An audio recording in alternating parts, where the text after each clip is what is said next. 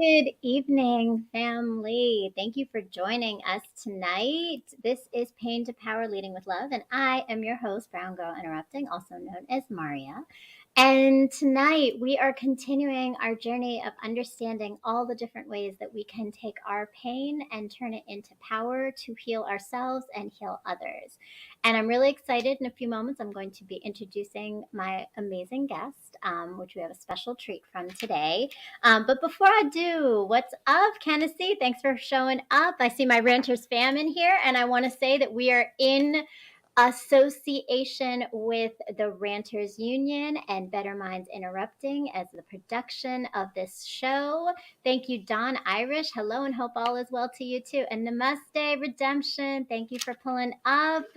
We are all ready, Tennessee. Yes. Good evening, Mr. Jones. Good evening. So I see the Ranters family is here, supporting, ready to go. I love it. And so I am.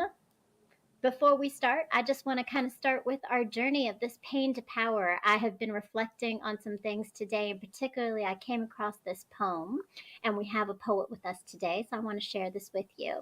Chapter 1.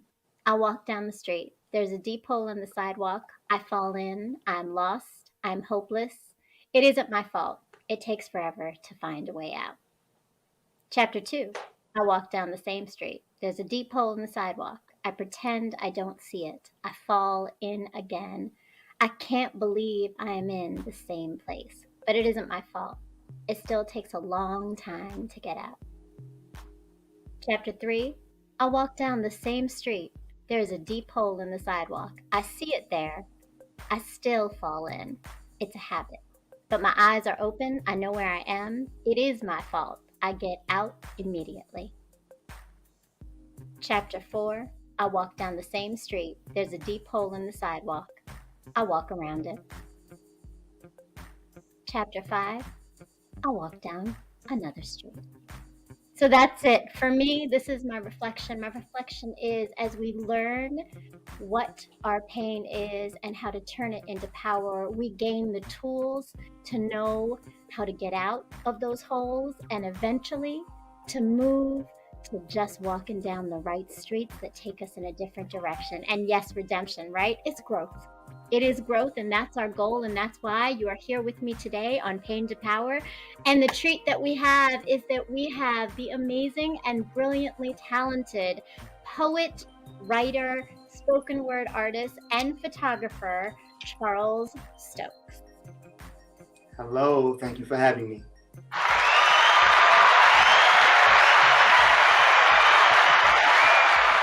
Thank you for being here, Charles. I'm really glad to have you here with us today. And we are excited to hear a little bit more about your journey of pain to power. How's your day going?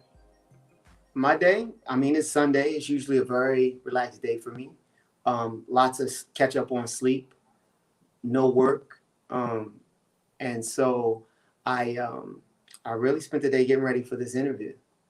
Yeah, well, I'm glad that you were prepping. I was prepping too, and we are ready to get into the conversation. I'm going to go right into it. So the show is called Pain to Power. And I guess for me, the question is, I always ask my guests this, is that for you, how would you define this idea of pain to power? What does that mean to you? So pain to power, the shortest version is finding your voice, right?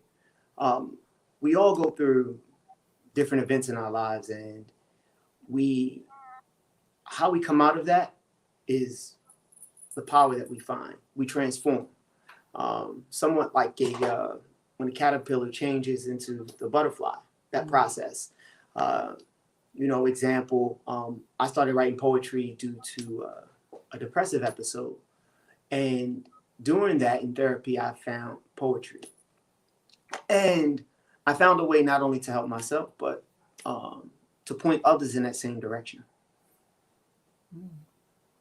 So can we go a little bit deeper into that? Like, how was poetry your way of finding that voice? Okay, so I, right before the depressive episode, I had a breakup.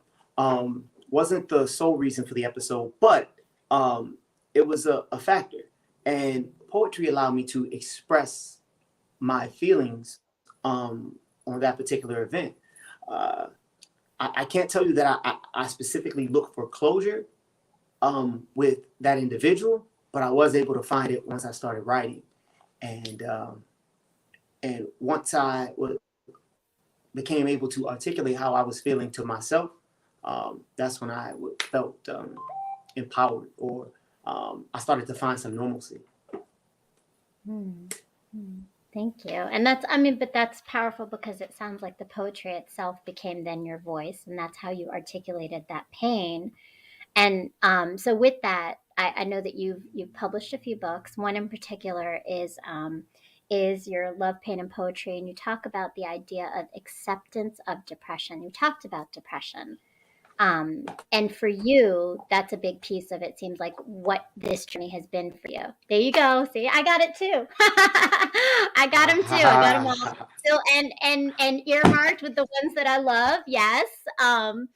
And so with that, when you say, I think that's a really powerful thing to think about when we think about pain, because to understand how to get to power, we have to sit in that pain longer, right? So what is that idea of acceptance of depression for you, and So, where did that lead you in your writing? so I wrote the two books, the first two Love, Pain, and Poetry books. You have the depression and its acceptance, and then you also have denying the anger and bargaining with the truth. Those are five stages of grief, right? And I a lot happened in that period. I think, if I remember correctly, my grandfather died. I had this breakup, and in that breakup, there was a child was lost. So I, I was processing all of those things, and that the acceptance portion is the end. That's the last bit. Uh, when you get to the part where you've accepted what you're going through, it's at that point you're ready for healing, and you found your way. And for the topic of this interview, your power. Hmm. Hmm. So what is that power for you aside from the writing itself? Like, what was that power that was able to get you through that So, as the writing? okay, so I may not understand your question. However, um, for me, when I am able to connect with someone through my writing, um, it can be one person or it can be a room full of people. But if somebody feels it, I have accomplished what I set out to do. I want to make people feel. And in that, that's where I find the power. Hmm.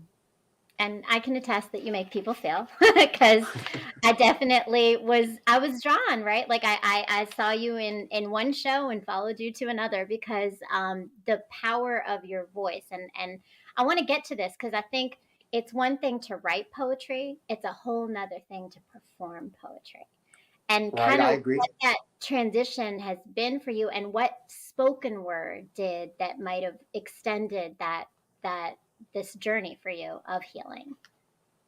Okay, so first of all, never intended to be a spoken word artist, ever.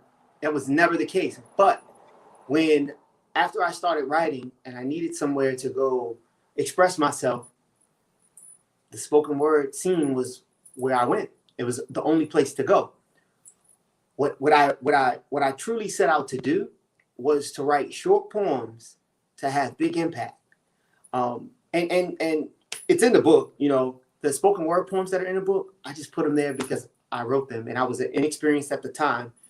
But I would prefer to write you 5 lines of just to take up 45 minutes of your day thinking about what I said. That's what I would prefer to do. Spoken word just happens to be a way to it's a quick way to get to create emotion, create feeling. And once I got on the stage and got that validation of the snaps and claps, I found myself slightly addicted and on another path from what I actually wanted to do. Mm. So, But that's sometimes the healing journey too, right? The way the yes, path takes you. yes, absolutely, absolutely. Um, and I do okay on the spoken word stage, and I've gained some great mentors, but I am a writer through and through. Oh, Mm. look at Lauren. So, and you are a writer through and through, but you've taken it, like I will say, and this is what struck me also with Love, Pain, and Poetry, is that you took it to another level because you don't just write these books, you publish them under your own publishing company. And so I want to know more about how that is part of even like your healing journey, but also like more of your leading with love, because you're not just publishing your own poems, but you're helping others publish their poems. So, okay, so we did. I just saw a clip of Lauren Bullock. We did we published a anthology for called Imagos, in partnership with Jamal Jones. He edited that book. We went to New York City. We went to the New York, what is it? New York Poetry Festival, and on Governor's Island, New York. We put the book out. We promoted it. We got a lot of support, and basically we had 18 queer writers come together and put their story into this manuscript. I just focused on the formation of the book, all of the book contents, the preamble, the text. Jamal edited it, and we put it out. I mean, I'm very proud of that book, even though I didn't write anything in it, but I think that we put the right voices together and at the right time and put a message out for people to better understand. Just want to say, better understand a group of people who are often misunderstood. Mm. Mm. But that goes back to giving people a voice, right? And poetry Yes, being the voice absolutely. and the power in that voice. So Kennedy says, Charles, I started off with writing poetry and I started putting it to music and then I started rapping to what I was around. So yeah, yeah. And poetry and music are so like they're really sisters, Yeah. brothers, right? Like they're completely connected. Po- Um, good. So he's made a couple comments about rapping and music, and there's the thing about a poem, right?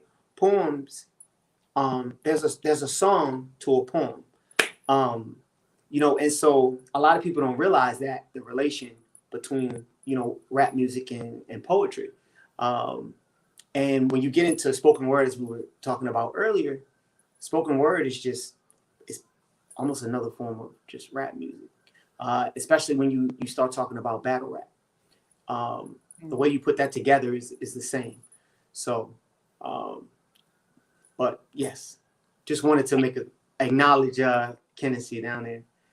Yeah, and that's a great point. Actually, if you I don't know if you caught it, but our last episode was with Flex Matthews, who's a DC musician, and he was talking about that same idea, right? The connection between lyrics and poetry and Mm-hmm. music and all of it, right? It's all connected. And again, it all comes back to ways to find your voice and to create that power from pain that you've experienced through life by telling the stories, by having those narratives. So when you come on my show, I like to dig a little deep. I like to get to the layers. So I'm going to say it's called Love, Pain, and Poetry. So along this way, and you started off by saying your depressive state was part of a relationship, right? That didn't end the way that you wanted to. But what have you learned about yourself and love in general in this process since you began really expressing yourself through poetry? So I think I'm going to have an unpopular opinion. Uh, my approach is I have learned that one, don't miss your opportunities, because what's for you. A lot of people like to say what's for you is for you. Um, I don't necessarily agree with that, because I think that the world is not, nothing's guaranteed, and you can mess something good up. You can miss out on what was for you by not being attentive, or not taking the opportunities that you're given. And in this particular book, the two that I wrote that are connected, I probably dodged a bullet. But at the time, it did seem like a good thing. Um, and I think too many people get caught up on chasing, they get caught up on chasing love, but it's just love, right? But you also need a compatible person to go along with that, right? Because if you don't put the two together, you know what I mean? And you're just looking for love, like it just never works. You find yourself on this spiral of relationships, right? And you can't figure out what's going on, because you're trying to be this wonderful person, but you're actually trying to be a wonderful person for yourself, trying to get this person to give you what you need, but you're not fulfilling them because they're the wrong person. Mm.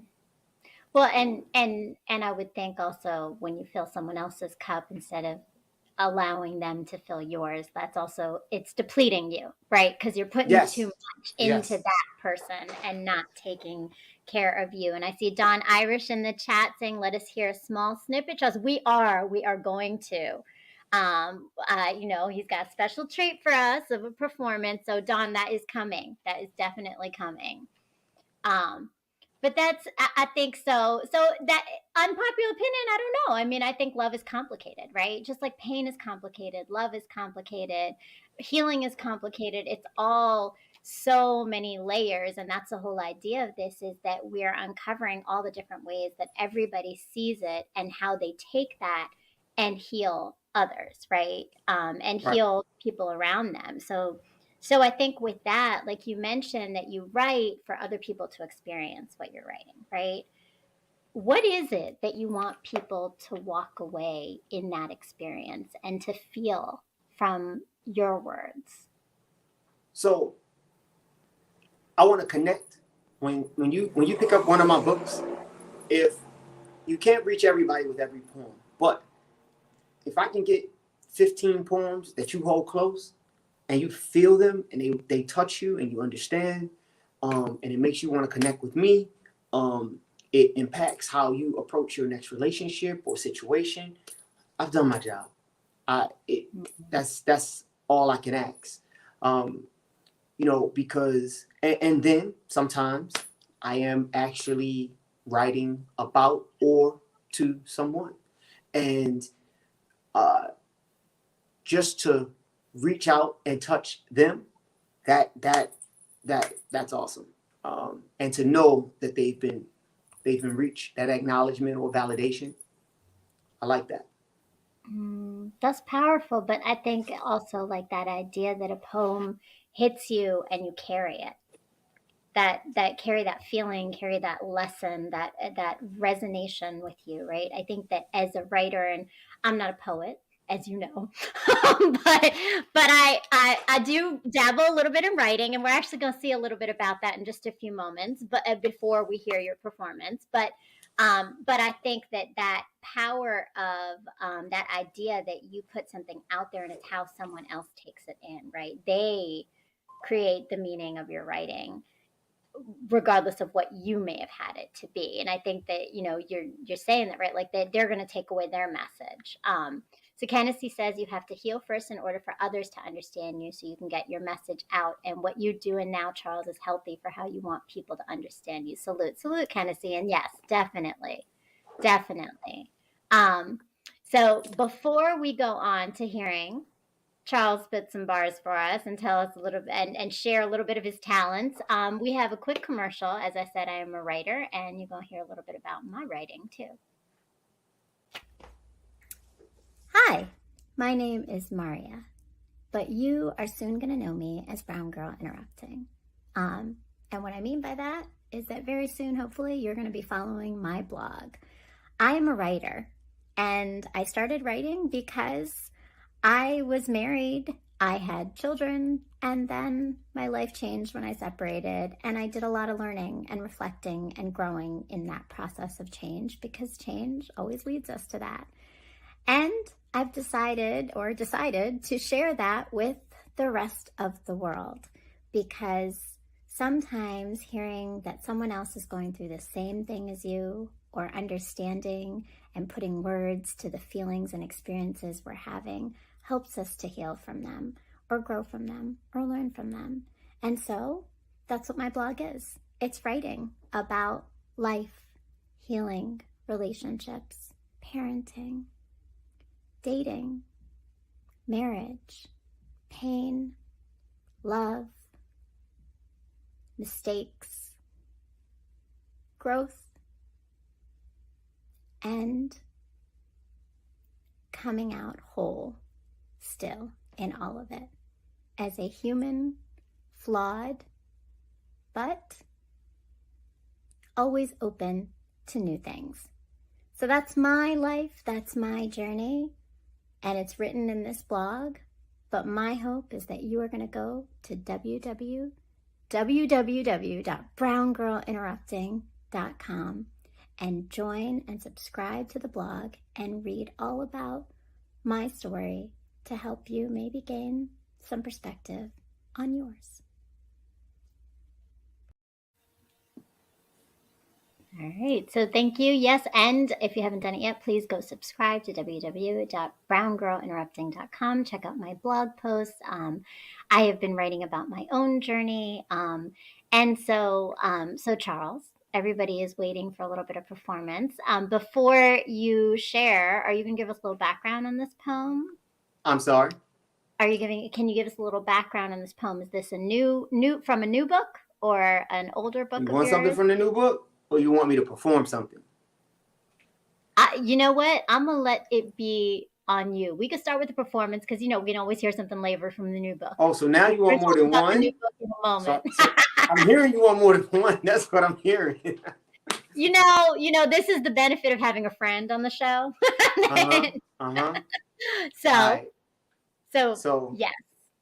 There's no really background on this particular poem that I'm going to read or perform for you. It's very simple. I'm going to spell something. It's up to you to catch it by the end of the poem. All right. Physicians pushing killer pills, I'll pass on and pop poetry and play words in places with my friends. I'm in an addiction center on strung out sentences, rewritten in poetic prose, whispering. Poetry saves lives. Are you still here? I'm alone and afraid you're not listening. I'm committing sins with syllables of synonyms in storage sheets, and I'm selling them. Overwatched by oversized gentlemen on opaque overcoats, overstated because I've overdone it on Scrabble words of Hangman 10 and again with my friends. Everyday energy exits every part of me, especially essential verbs that enrich structure of sentences, emphasizing the period, ending the poem, overdosed on lines of ecstasy. On it was an extraordinarily energizing episode, twice over in two tones, touching hearts, tagging toes, taking notes, having a time telling them. Rhyming reeks of rhythmic blues, reaching so I repeat the clues, and now you're reaching for R&R in your written word, and it's so absurd because your favorite poet finds rhyme absurd. Prose on extracted tones of rhythm touching you spells of poetry. You're reaching for your inner you, yanking you, your friends, to y'all in your seat. Yesterday was Dave Matthews featuring Cardi B, and you took it on your feet. Reliving your years of yearning youth will not pull the soul back into you. But you've come to the right place, because these meters and foot of words with my friends most certainly will. Poem. All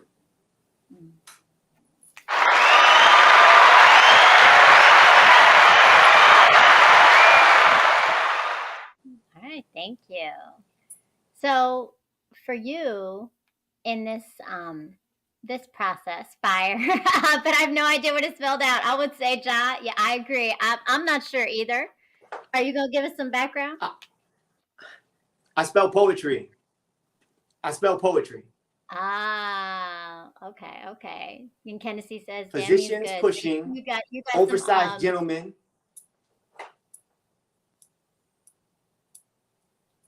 Thank you, everyone. I appreciate it.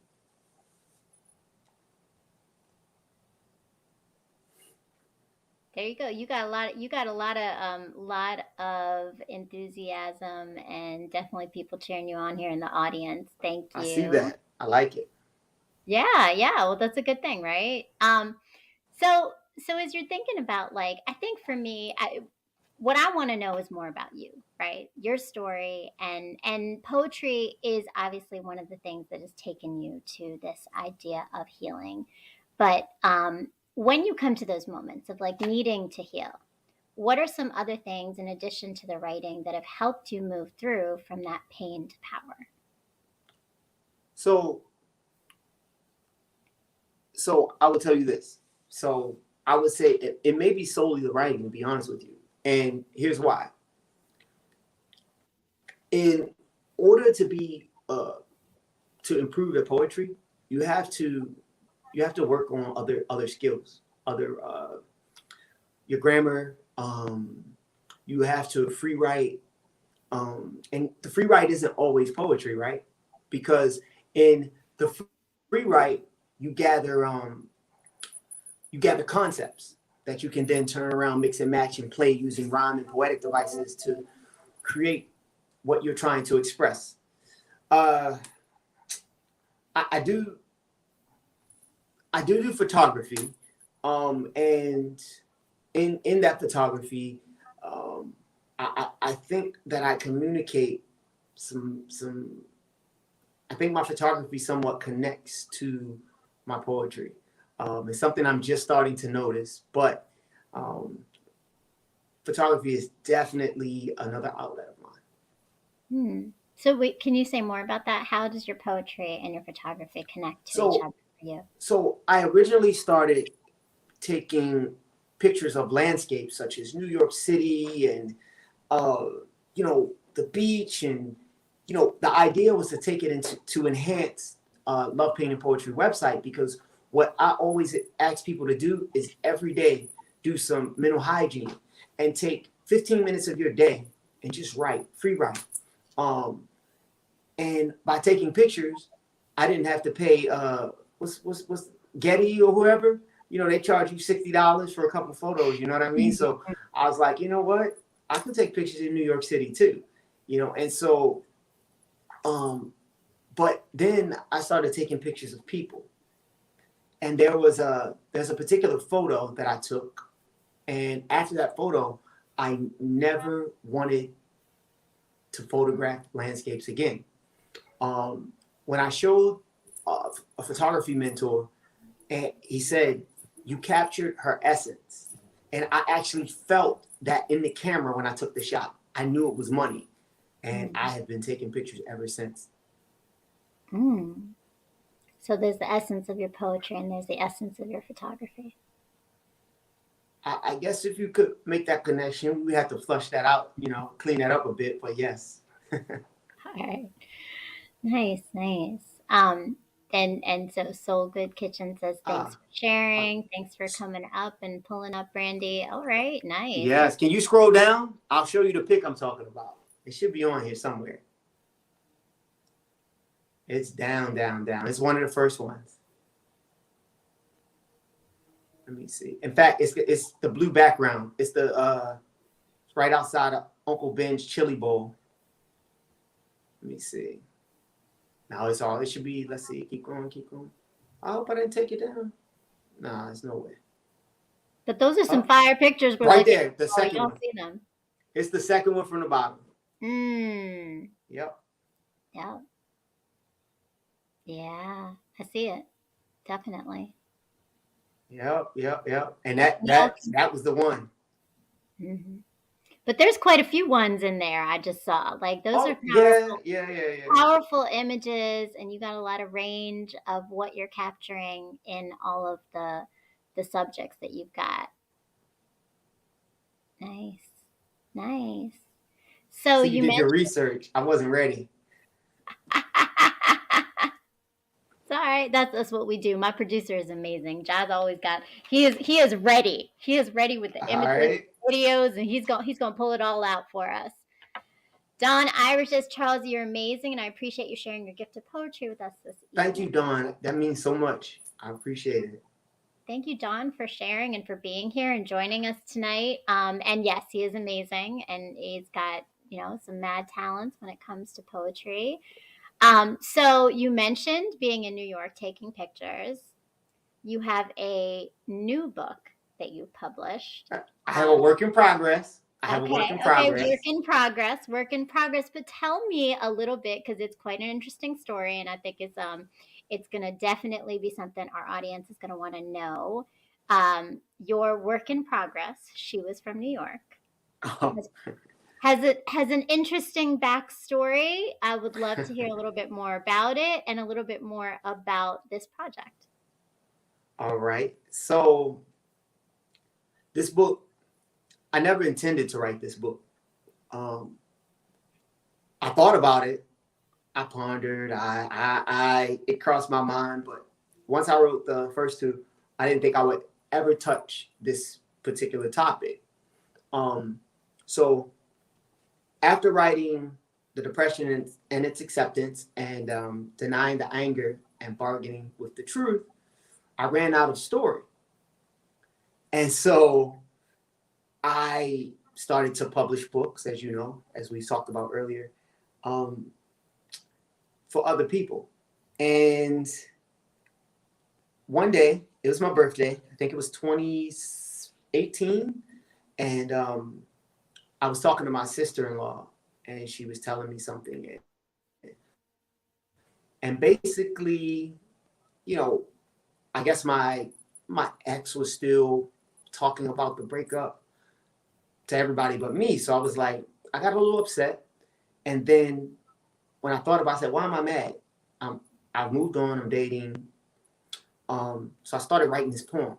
And anybody who writes knows if you write the poem and you're too angry or you're too emotional, it doesn't quite come out how on the page how it is up here. So anyway, I stopped myself. I said, what are you doing? And I thought about it. I said, why would you take and ruin your birthday with this frustration? Now, I was just writing it out. This wasn't about, I was never going to share it. So anyway, I flush it. I'm like, I'm done. I turn on my computer, my old computer. I don't know why I turned the computer on. I open it up. I hook it to the internet. All these emails pop up. So I'm going through the emails, and it's a young woman we had a thing for about 7 months in, 2010. It's 8 years prior at the time. I think it was pretty significant, but the two parties got to say that, right? So instead of taking that energy and writing something negative, I decided to write something positive. So I start doing these one-liners, and the one-liners are like, hold on, you know what? I need some help telling my story. So if you guys will give me just a second. All right. So when I don't have this stuff memorized because it's so much. So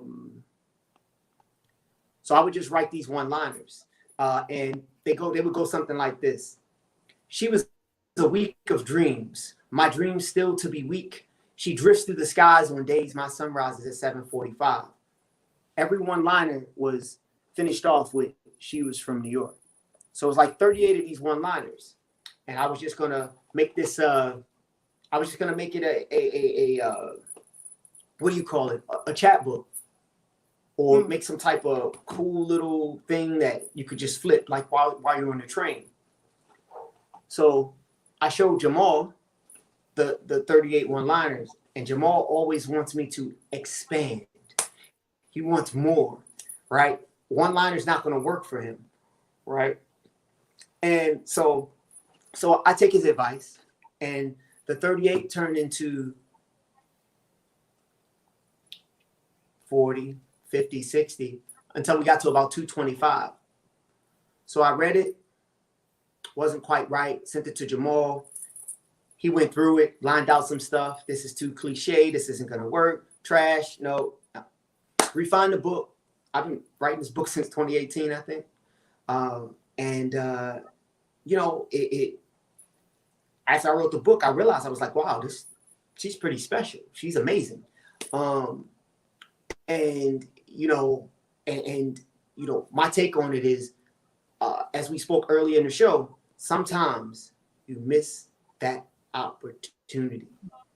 Mm. Yep. And so,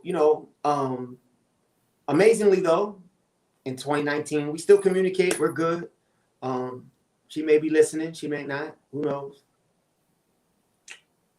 Yeah.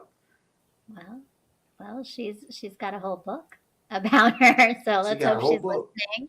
Let's hope she's listening, and that's a pretty powerful thing because I think what really struck me with that story is that you took one form of writing, like your other books are about the negative emotions that you were processing, and you shifted it to positive. And the shift of that took you in a different direction, right? That whole idea of different direction that you take on. But I'm wondering, like, what are some other things though that have shifted for you in this journey of being a poet and in this process? Like, what are some other things you notice about your own writing or your style or the ways that you approach poetry in shifting things? So in the beginning, you can in the beginning when I first started writing, it was just about creating something for me to better me. I wasn't writing for anyone. But as my skills have grown, I've wanted to put out a better product.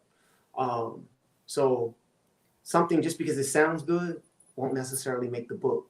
I'm not afraid to get rid of it, no matter how good it sounds or how good I think it is. If it doesn't fit, it just doesn't fit. And that's part of the reason why I've been taking so long to release this book because it has to be perfect. It has to match those that 7 month period. It's got to be amazing. It's got to be something that people that's memorable. So I became OCD. It's made me OCD when it comes to my writing. I have to be zoned in, tuned into it, and if I read it today and I read it 7 months from now, I need the same feeling. And if I don't get it, I take it out of the book. I mean Mm. that's the best I can answer your question, I think. No, but that I mean that makes sense. Okay, so Josh says I want to hear more about his thoughts on missed opportunity. Yeah, so that's a good question, Ja. Charles, let's talk about those missed opportunities. I mean, so okay, so Ja, if you think about your relationships, right, and you put them in perspective, right, you know, people compare a lot of things with relationships, but a lot of times I think we compare the wrong things. Um, I measure relationships, at least when looking at hindsight, the little things like, is this woman checking on you? Like, is she worried about did you eat? How was your day? Um, did she try to connect with you with a set time? If she's sitting at her desk at work or wherever she in her workspace, are you present in her workspace? Um, if something's going on with your kids, does she care? You know, those are the things that make this a missed opportunity. Um, Now, I'm not saying that you know the relationship that ended with the other books that wasn't present because it was, um, and that was an amazing period of time too.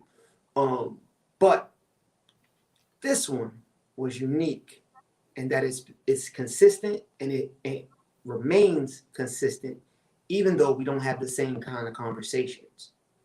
And while she's not aware, I am fully aware that in the questions she still asks, the things that she does that she was doing before, um, that it was a missed opportunity.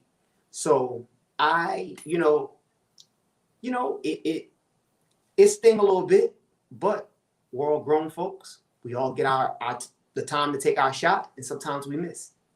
Mm, It becomes what it is.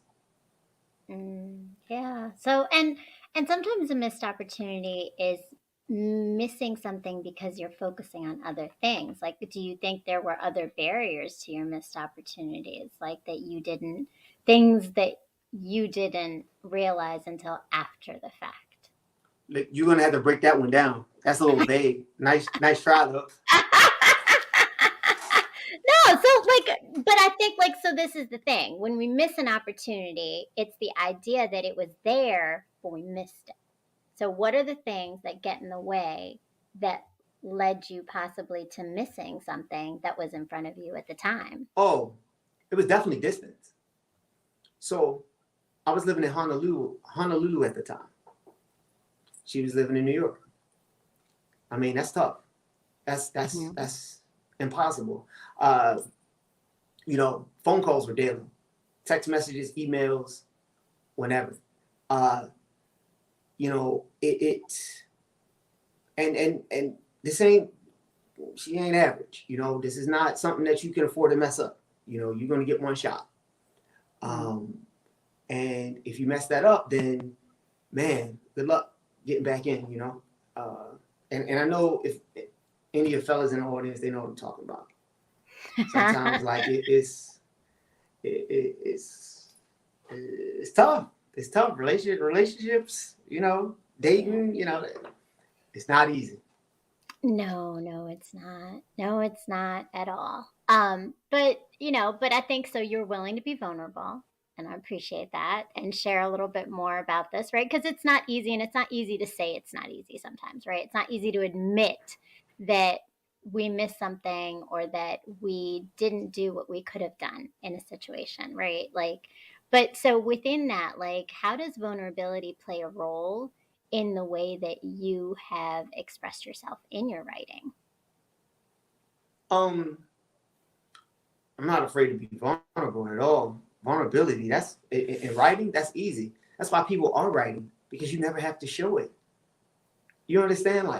So especially as a man, right? I can write 1,000 pages.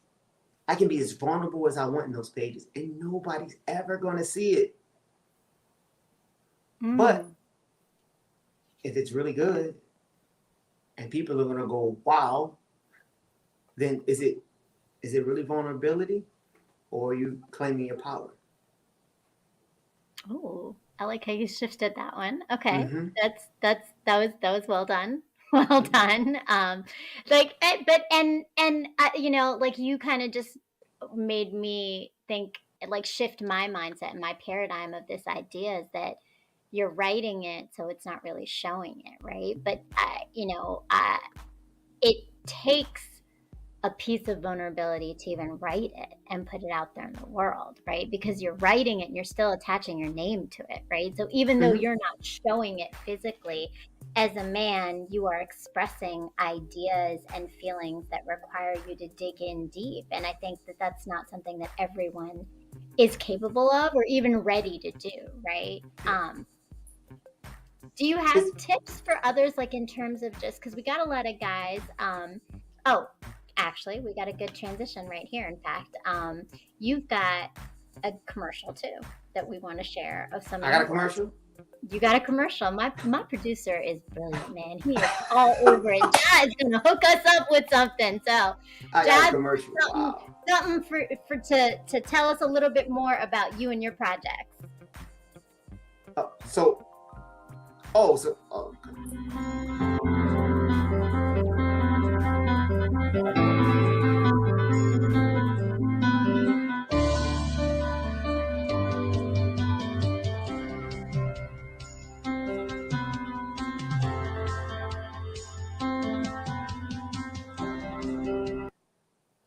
Hi, my name is Charles. I moved to Washington, D.C. in 2015, the nation's capital.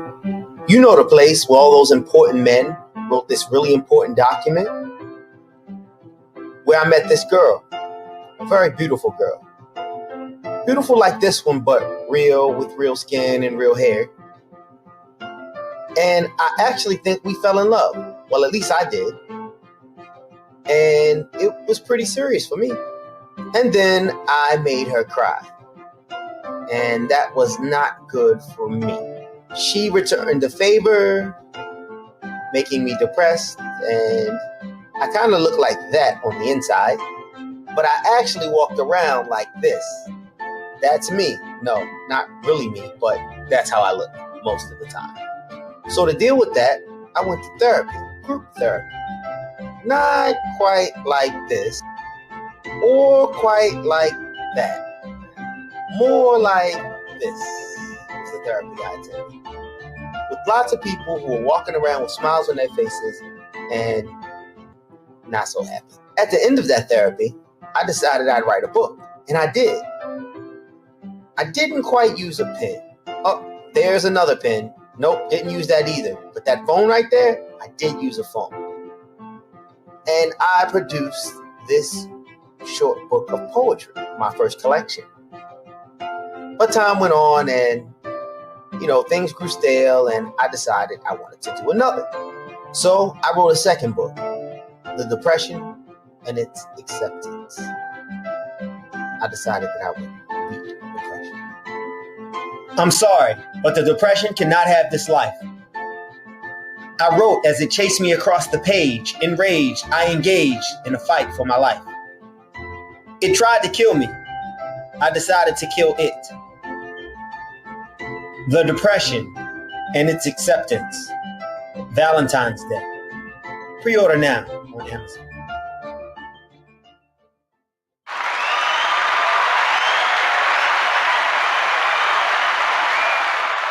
I was going Oh through your my head God. right. That is so embarrassing. Oh my God. Oh, why? Why embarrassing?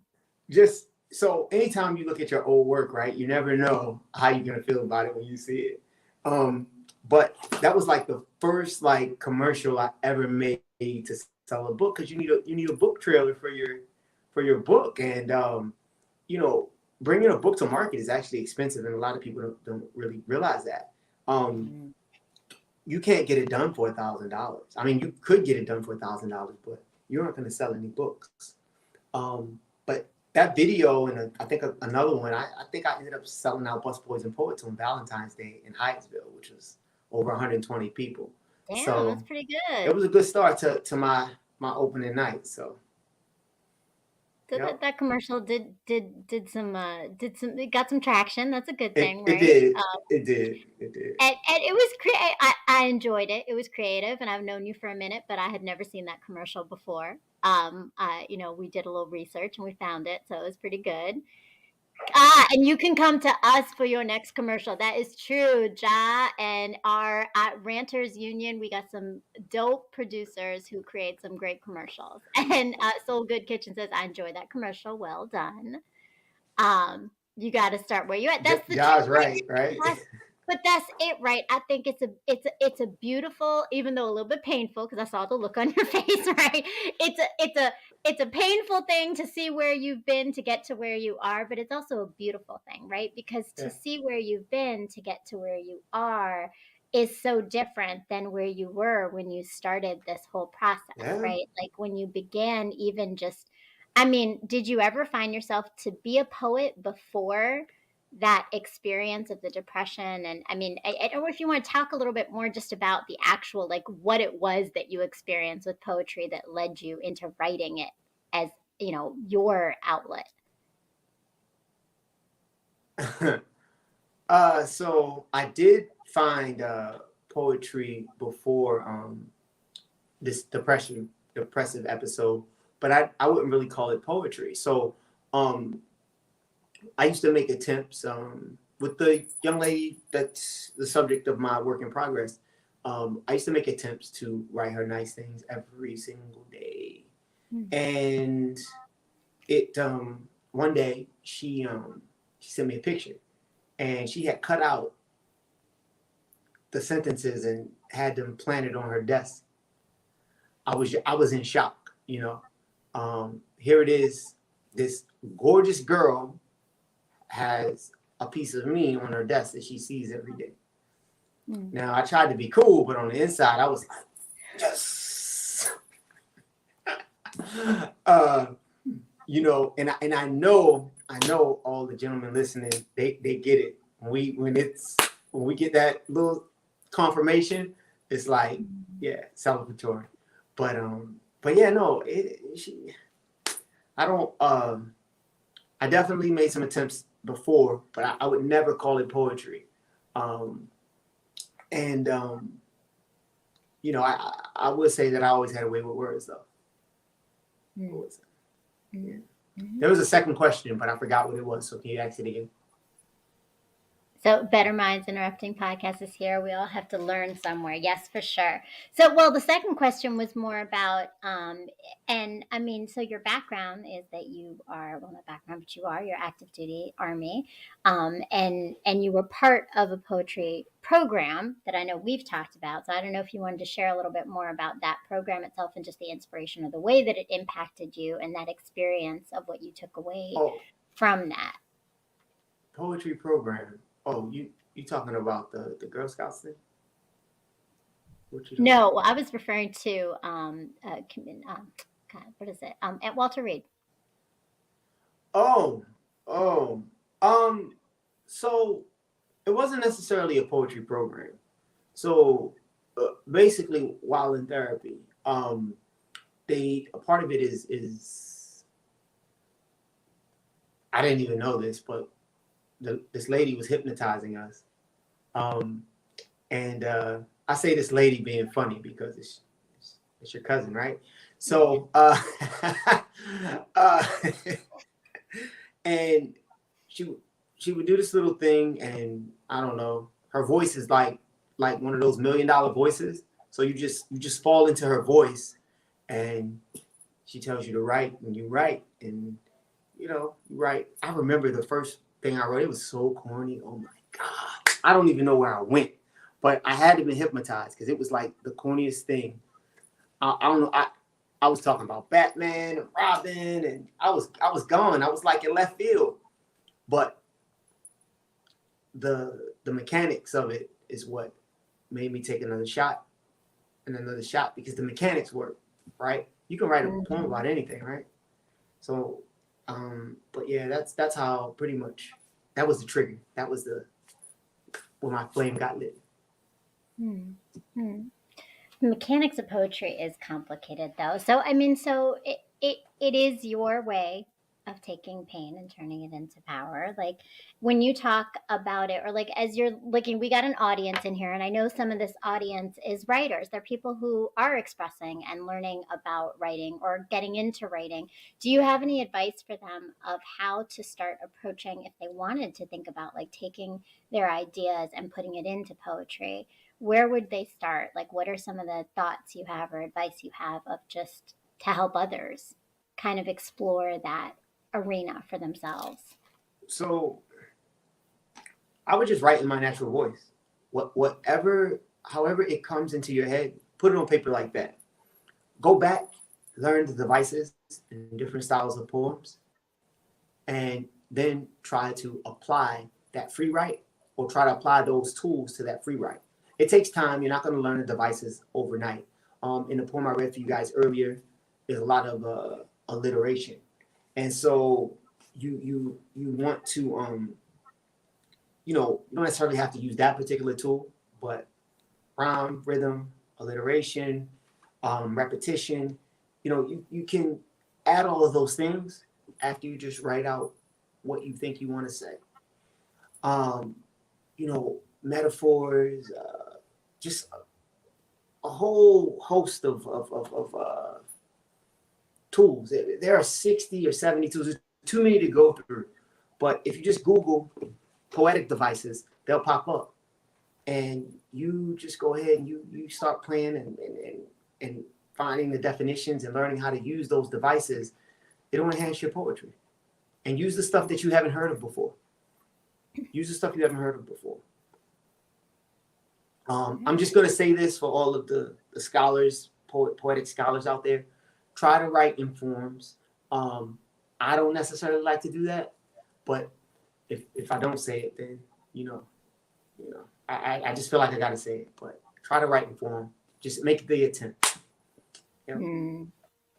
And that's the hard thing with poetry. I've dabbled a little bit. with some guidance and some poetry. And it is complicated, but I think again, coming back to why we're here and why I asked you here, that's your avenue of taking pain and turning it into power for you, right? And it's helped you. Clearly it's taken you to where you are, and it's continuing, it sounds like, to keep you on this journey of figuring out and learning things about yourself and your life, right? So, before we close out, I'm gonna give you an option. 'Cause I'm not gonna put you on the spot. But if you'd like to share with us some final thoughts about pain to power and leading with love, or if you'd like to do a performance of another poem for us, I'm gonna let you end it for yourself how you would like within those two. What does your audience want? What does my audience want? So, That's the question. audience, Let's what ask them. what are y'all interested in? You want to hear some more poetry from Charles? We always want to hear some more poetry.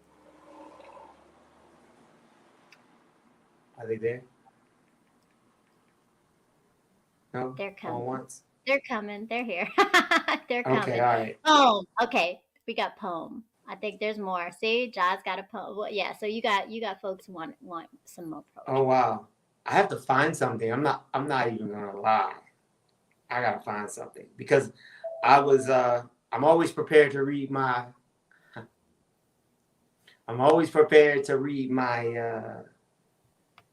my performance pieces, but I'll give you guys something from the work in progress. Let's see.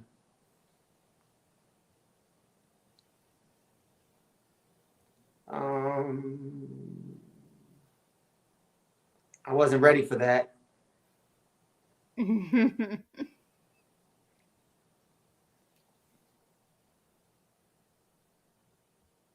Okay.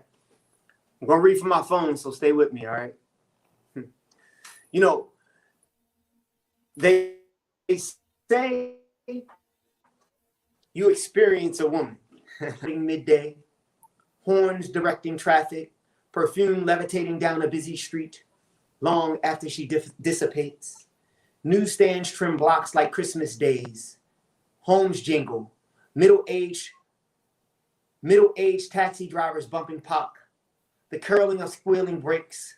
Clueless mixtapes. Sirens rapping at intersections, and disaffected traffic lights linger yellow. The sounds of fabulous street music, dreams, litters air. Every few blocks I see couples and stare, pairs locked in step, hand pocket bumpers, painted denim jeans, eyes whisper secrets that star tomorrow's dreams. Plan travel, where the only ticket is a heart.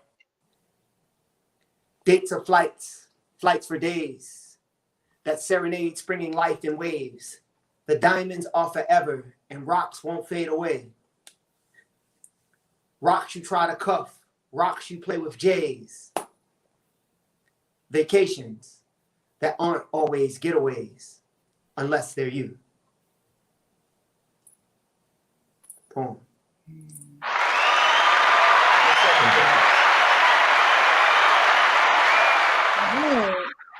Thank you. And thank you so much for your time, for your knowledge, for your skills, for your performance. I appreciate you and I appreciate your time and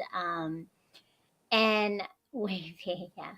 So I like it. I want to say you got a lot of fans in the audience, right? Better Minds Interrupting is saying fire. And just before we close out, just a reminder: Better Minds Interrupting is a podcast that comes on Thursday nights at 9:00. She is my wonderful co-host. I don't know, Charles, if you've caught any of those, but we talk about spiritual healing, and actually we were talking about OCD just this past week.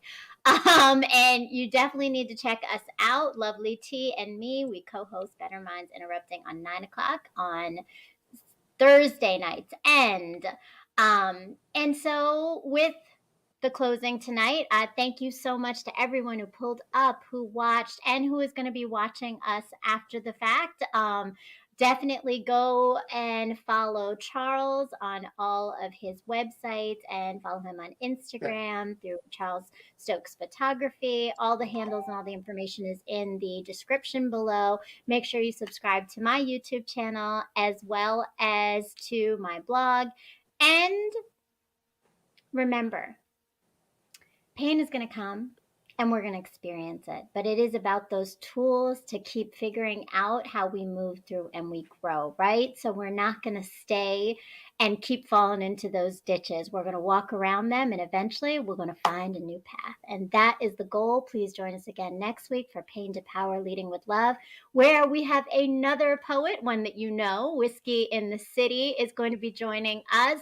A brilliant mind, an amazing performer, and just dope woman whom you are going to love. So tune in next week, 9 o'clock on Brown Girl Interrupting for Pain to Power Leading with Love, episode 6 with Whiskey in the City. Peace and love.